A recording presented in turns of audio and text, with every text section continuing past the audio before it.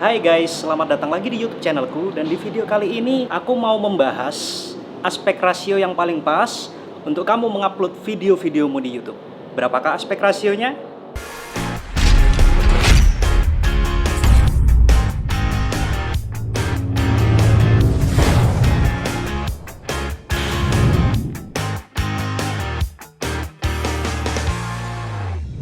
Sebelum kita masuk ke pembahasan yang lebih dalam, aku mau mengucapkan selamat tahun baru buat semua teman-teman. Dan semoga di tahun ini kita semakin lebih berkembang, semakin lebih baik lagi ke depannya, dan semakin bisa bermanfaat bagi banyak orang. Oke, kembali ke aspek rasio. Pasti dari kalian banyak yang menggunakan aspek rasio 16:9 sebagai standar, dan kebanyakan video-video yang kita tonton di YouTube ataupun di televisi semuanya menggunakan aspek rasio 16:9. Tapi aku yakin banyak dari teman-teman semua yang menonton YouTube melalui smartphone.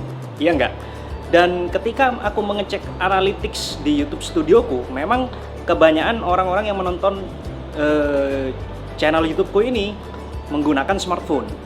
Dan aspek rasio smartphone itu beragam. Sebenarnya aku sendiri sudah pernah coba-coba dengan aspek rasio yang lain, karena aku merasa memang kalau kita nonton video dengan aspek rasio 16:9 di smartphone itu kurang enak. Ada black bar hitam di kanan dan di kirinya, terlalu lebar black barnya.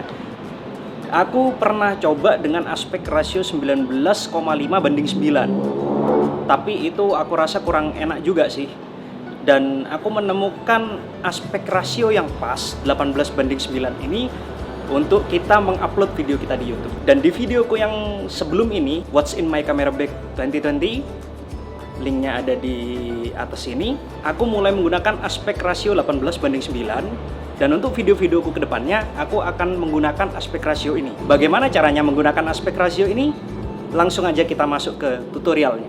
Oke, di sini aku menggunakan software editing Filmora 10, dan aku yakin juga banyak teman-teman di sini yang menggunakan software editing ini ataupun menggunakan Adobe Premiere Pro. Nanti juga kita akan bahas yang Premiere Pro. Kita klik ini, File, Project Settings. Kemudian aspek rasionya kita ganti custom. Di sini kita isi sendiri resolusinya ya, karena kebanyakan fileku masih Full HD 1920x1080, tapi untuk mendapatkan aspek rasio 18:9 atau 2:1, kita ganti sisi lebarnya dengan 960. Jadi gampangnya 1920 dibagi 2. Kita mendapatkan aspek rasio 18:9 atau 2:1.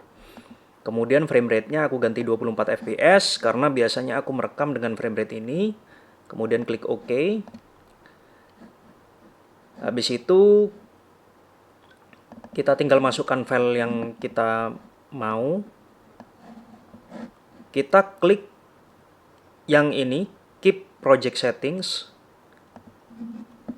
Ada dua cara di sini. Di sini kan masih ada black bar di kiri dan kanannya. Karena base-nya sendiri sudah aspek rasionya udah 18:9, tapi footage-nya masih aspek rasio 16:9.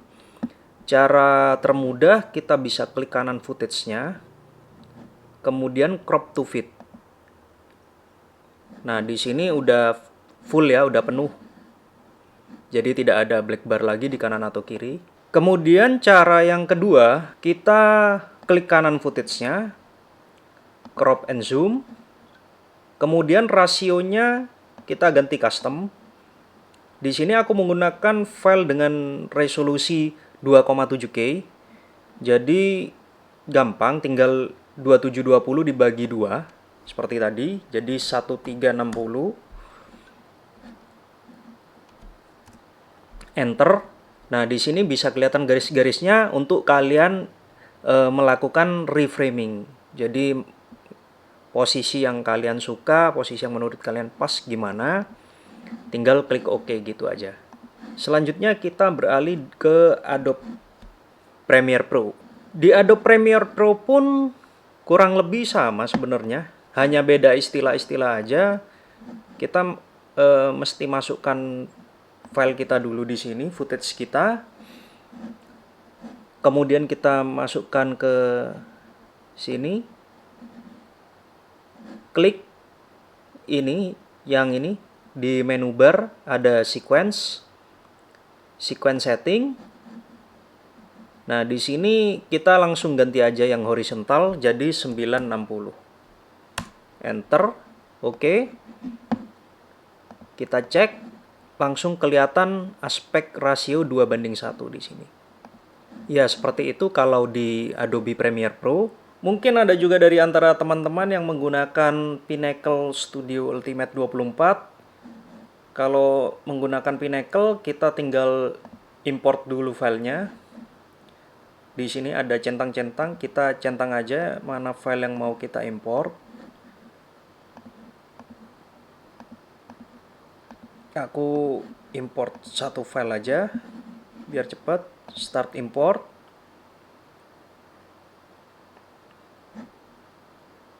Close. Langsung kita ke edit.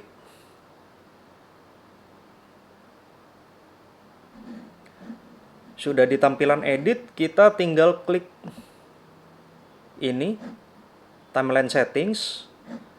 Kemudian aspek seperti biasa kita ganti 2:1. Kalau masih ada teman-teman yang bingung, jadi 18:9 itu sama aja dengan 2:1 ya. Kemudian size-nya kita ganti di 1920 x 920 untuk Full HD. Atau ada teman-teman yang menggunakan 4K 3840 x 920 atau DCI 4K 4096 x 2048. Tapi kebanyakan file footage-ku menggunakan resolusi Full HD. Jadi meskipun di sini bukan 1920 x 1080, hanya 960 ya di sisi lebarnya, tapi YouTube akan ketika kita upload ke YouTube, YouTube akan membacanya sebagai video dengan resolusi Full HD 1080p. Seperti itu. Habis kita ubah settingannya, kita tinggal masukkan filenya. Di sini langsung otomatis tercrop 2:1. Coba kita lihat dan bandingkan antara aspek rasio 16:9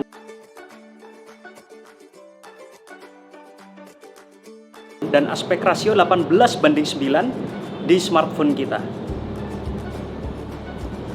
Bagaimana perbandingannya? Lebih enak dengan 18:9 kan? Dan juga kalau kita menonton video dengan aspek rasio 18:9 di layar laptop yang aspek rasionya masih 16:9, kita tidak akan terlalu makan banyak space kosong antara atas dan bawahnya. Dan aspek rasio 18:9 menurutku lebih sinematik daripada aspek rasio 16:9. Itu pendapatku pribadi ya, orang lain mungkin bisa saja berbeda dengan pendapatku ini. Nah, bagaimana tutorial kali ini? Semoga teman-teman semua yang belum tahu bisa tahu, dan semoga video ini bermanfaat bagi teman-teman semuanya.